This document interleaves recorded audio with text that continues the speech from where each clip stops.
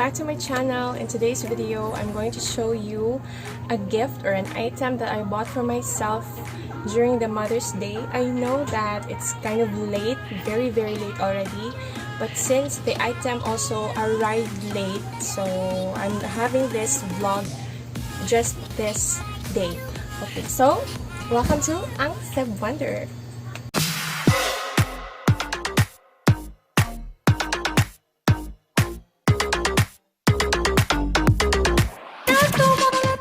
Before we begin, let's celebrate the 108 subscribers that we have already in our channel. Thank you so much. And for those hindi pa nakapag-subscribe, so please, if you find this video, all of my videos, past videos, interesting, please do subscribe to my YouTube channel, ang Cebujuanderer, and don't forget to hit the bell button para naman ma-notify kayo sa mga upcoming videos ko. This item that I bought for Mother's Day is actually a gadget or a camera, an instant camera from Fujifilm. I bought this later ng May kasi before I buy something, I always do some reviews.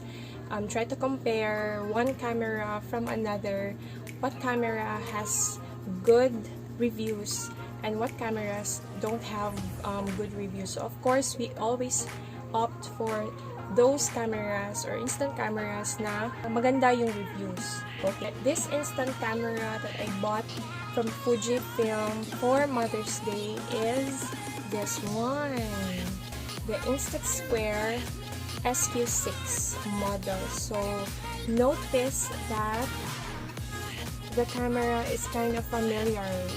If you're familiar with this logo, then you will easily identify. If hindi nyo pa na-gets, actually, para siyang logo ng Instagram. You might be wondering why I chose to buy an instant camera, a camera that isn't high-end or isn't like the SLRs or mirrorless cameras. I chose this kind of camera kasi I love the spontaneity of the pictures that is captured by these kinds of cameras, the instant cameras. Compared to other brands of instant cameras, yung Fujifilm talagang meron siyang dating na may sentimental value talaga na kukuha mo sa mga pictures na nasushoot mo sa mga events or travel. I also like the randomness of this kinds of camera, the instant cameras. Bili ko to sa Instax_PH sa Shopee. Thank you so much. Doon makikita nyo lahat ng mga products and items or displays ng different kinds of Instax instant cameras. So go check them out on Shopee. Okay guys, so this time I'm going to show you the insides of this Instax SQ6 box. Ano yung dapat na ma-check ninyo, kumpleto ba or hindi.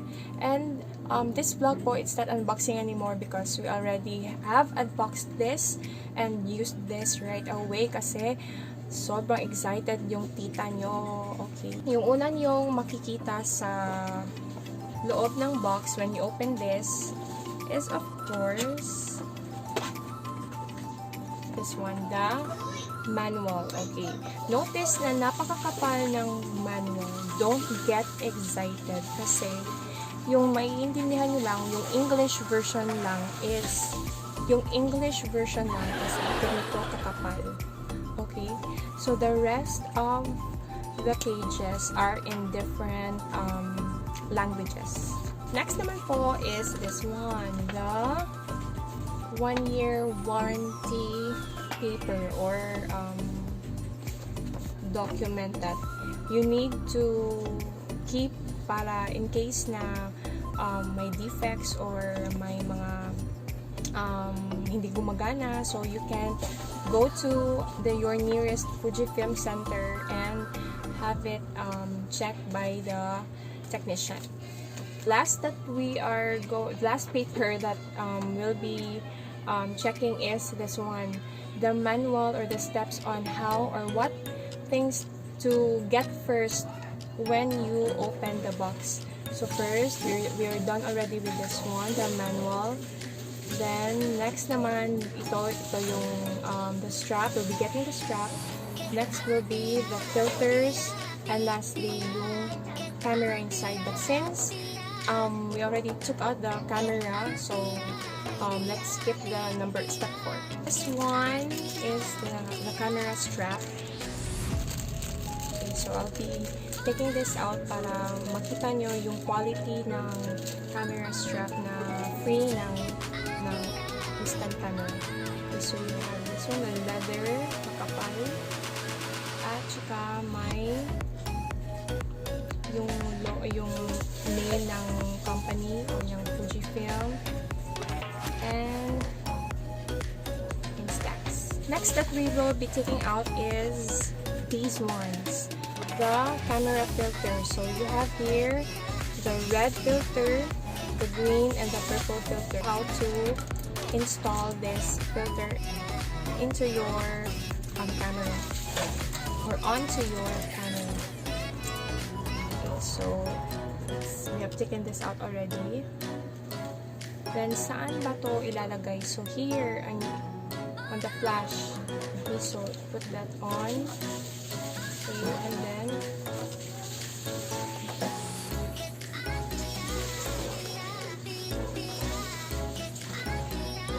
okay, so there. You already have a filter. Manual filter po to ha. Manual filter for the Instax Square SQ6. Next naman, hindi gumagana yung camera kung walang battery. So, ganito kaliit yung batteries ng camera ng SQ6. Okay. Ngayon ko lang ito nakita. This is my first time to see batteries that are sized like this. So, kaliit at cute.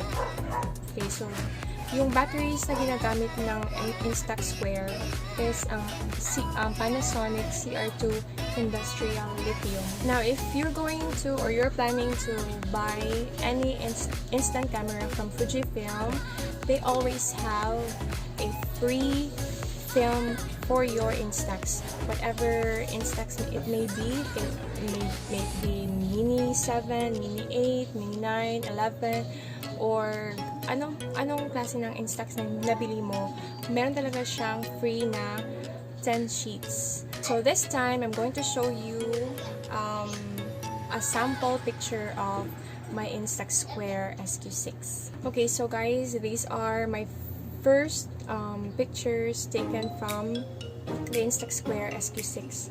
So this one, okay, so when my son was asleep, so I got that chance to take a picture of him. Okay. This one naman po, yung mag-ama ko, my ex-boyfriend at yung son ko po. Okay, so notice na yung dating niya na mala 90s, okay, mala 90s, 80s, 20s na dating. But I really love it because may sentimental value yung quality ng picture. Okay, so I don't care if it's not sharp or if it's not light, if it's not high definition. I don't care at all kasi what I love is the spontaneous picture that I get from the instant camera. Lastly po, this one. Okay, so my son loves to ride on to his father. Even ako, ginagawa niya akong kabayo. Okay, so there. This time, magsasample ako ng shoot na kuha ang Fujifilm. Okay, lagyan na lang natin ng filter. Okay, at let's install first the battery. So this is how to install the battery. So here, let's open this one. Slot here. Okay.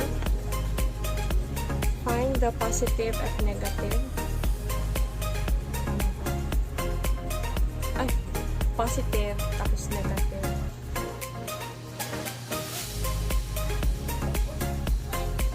No, it's positive tapos negative.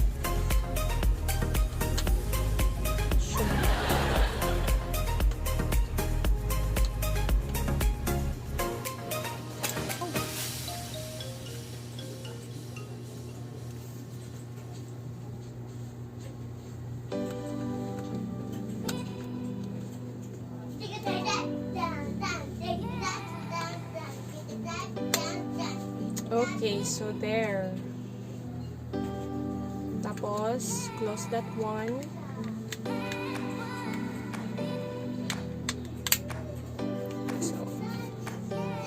So I think we're ready.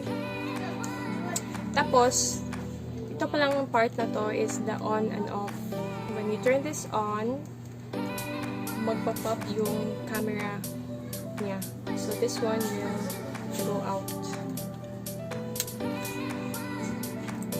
Once you open or you turn this on, yung default mode niya is always the automatic. So to choose what kind of mode that you want to use, just press this one, mode. Okay? Okay, notice that the light also changes from one mode to another. So that one is the selfie mode. Meron pa siyang selfie mode actually. When you do selfie mode, make sure na yung face mo po nasa loob ng mirror na to. Kasi this one is for selfie. The double exposure, the lighten, and the darken. So, let's have the automatic mode. Okay, so, sino ba yung model natin? Okay. So, let's have Son Goku as our model. Okay. So, ito nga pala yung viewfinder. This is where you try to look sa camera mo, yung subject mo. Okay? Meron siyang circle sa loob. That's where you have to point the subject na gusto mo picturean. Ito nga pala yung shutter niya. Okay, so you just press once and then the flash will turn on. Tapos, wait for the film to come out. Okay?